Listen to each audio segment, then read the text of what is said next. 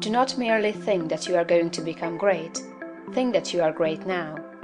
Do not think that you will begin to act in a great way at some future time. Begin now. Do not think that you will act in a great way when you reach a different environment. Act in a great way where you are now. Do not think that you will begin to act in a great way when you begin to deal with great things. Begin to deal in a great way with small things. Do not think that you will begin to be great when you get among more intelligent people or among people who understand you better. Begin now to deal in a great way with the people around you. If you are not in an environment where there is scope for your best powers and talents, you can move in due time. But meanwhile, you can be great where you are. Lincoln was as great when he was a backwoods lawyer as when he was president. As a backwoods lawyer, he did common things in a great way, and that made him president. Had he waited until he reached Washington to begin to be great, he would have remained unknown. You are not made great by the location in which you happen to be, nor by the things with which you may surround yourself. You are not made great by what you receive from others, and you can never manifest greatness so long as you depend on others. You will manifest greatness only when you begin to stand alone. Dismiss all thought of reliance on externals, whether things, books, or people. As Emerson said, Shakespeare will never be made by the study of Shakespeare. Shakespeare will be made by the thinking of Shakespearean thoughts.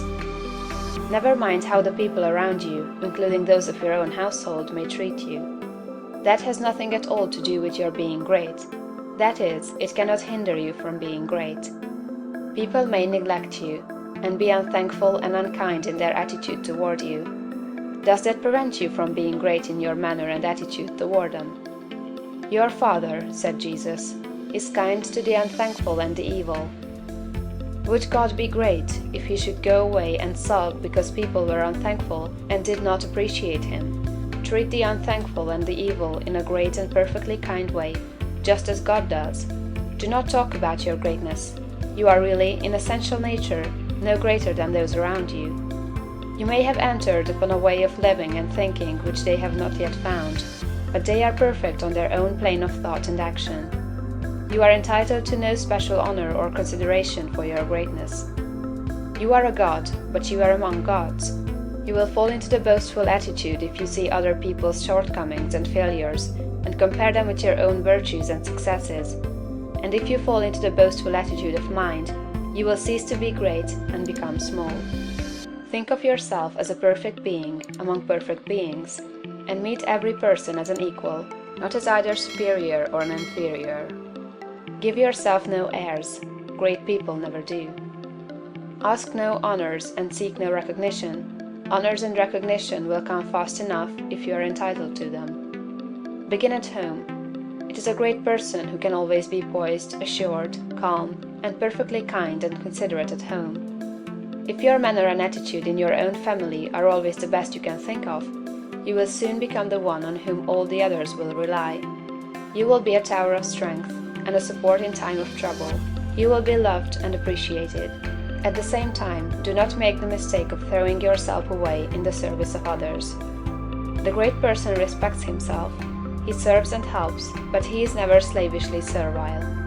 You cannot help your family by being a slave to them, or by doing for them those things that by right they should do for themselves.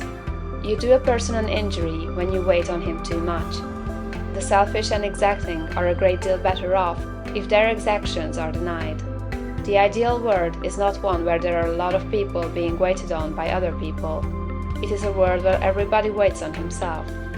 Meet all demands, selfish and otherwise, with perfect kindness and consideration.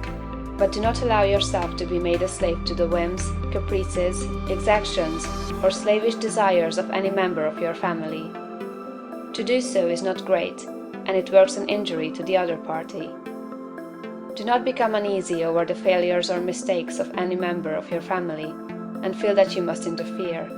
Do not be disturbed if others seem to be going wrong, and feel that you must step in and set them right. Remember that every person is perfect on his own plane. You cannot improve on the work of God. Do not meddle with the personal habits and practices of others, though they are your nearest and dearest.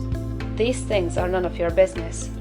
Nothing can be wrong but your own personal attitude. Make that right, and you will know that all else is right. You are a truly great soul when you can live with those who do things that you do not do, and yet refrain from either criticism or interference.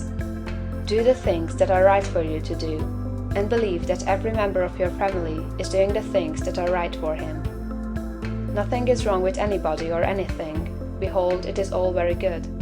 Do not be enslaved by anyone else, but be just as careful that you do not enslave anyone else to your own notions of what is right.